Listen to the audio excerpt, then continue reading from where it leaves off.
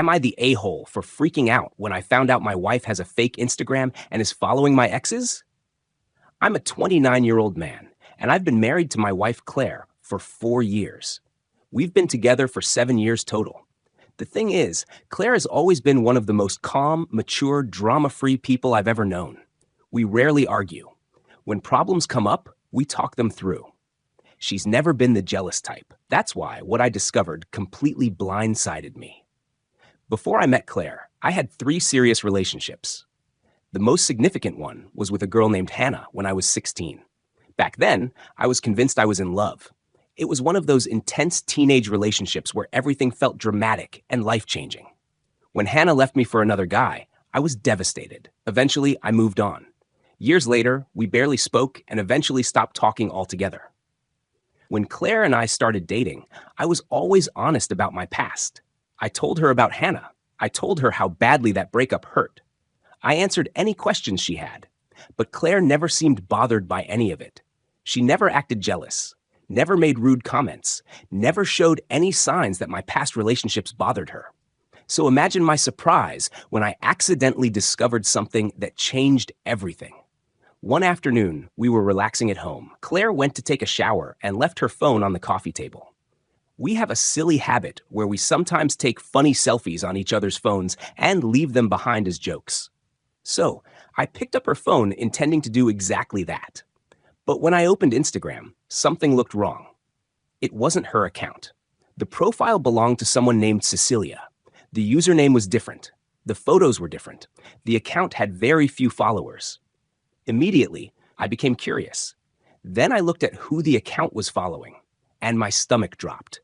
The account followed all 3 of my ex-girlfriends. It also followed several women I currently worked with, women I went to school with, female friends, even Hannah's husband. The more I scrolled, the more familiar names appeared. I quietly put the phone back where I found it. When Claire came out of the shower, I acted completely normal. But inside, my mind was racing. Why would she have a fake Instagram account? Why was she following all these women? Was she monitoring them? Was she looking for something? Had she been doing this for years? I couldn't stop thinking about it. The next morning, I finally decided to ask her. After breakfast, I sat down with her. I asked a simple question. Who's Cecilia? The moment I said it, she froze. I explained how I had noticed the account. For a long moment, she didn't say anything. Then she finally started talking. What she told me shocked me. She admitted the account was hers. She said she had always been curious about my exes. Not because she thought I was secretly talking to them. Not because she suspected cheating. She simply wanted to know what they were like. She wanted to see what I had seen in them. Instagram made it easy. People accepted followers all the time. And through photos, she felt like she could peek into their lives.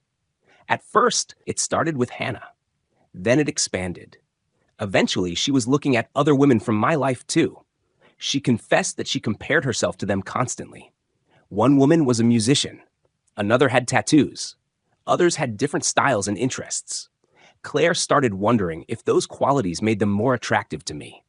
Suddenly, a lot of strange moments from the past began making sense. There had been times when Claire asked my opinion about furniture she would never actually buy, certain hairstyles she never seemed interested in, clothing styles that weren't her taste at all, even tattoos. At the time, I thought she was simply exploring new interests. Now I realized she was comparing herself to women she had been watching online. I told her I understood being curious, but I also told her it wasn't healthy. She didn't actually know these women. Social media only showed a carefully selected version of people's lives. I reminded her that online images rarely tell the whole story. The conversation seemed to be going well, until I asked her to delete the account. Everything changed. She immediately became defensive. She argued that she wasn't hurting anyone. She wasn't messaging them. She wasn't harassing them. She was only looking. I explained that continuing to follow them was feeding her insecurities. I used the word obsession. That was a mistake. The moment I said it, she exploded.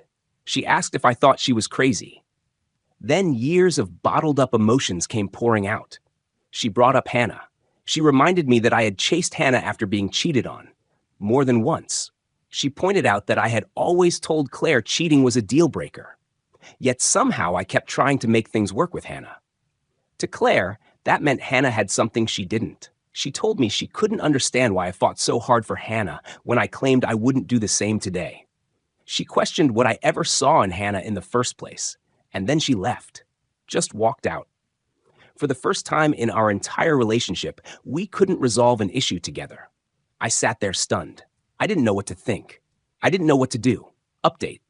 Several hours later, Claire came home.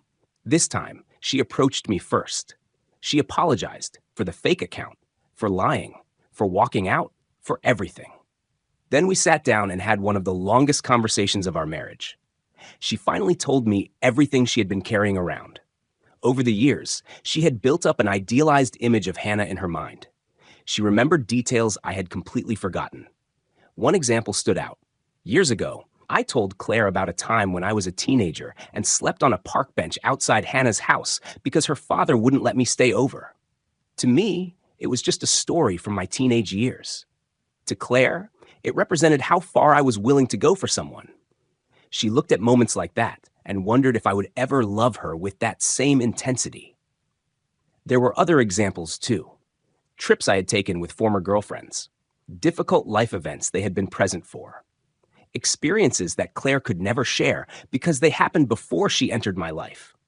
Every memory became another comparison. Eventually, she admitted the real fear underneath everything.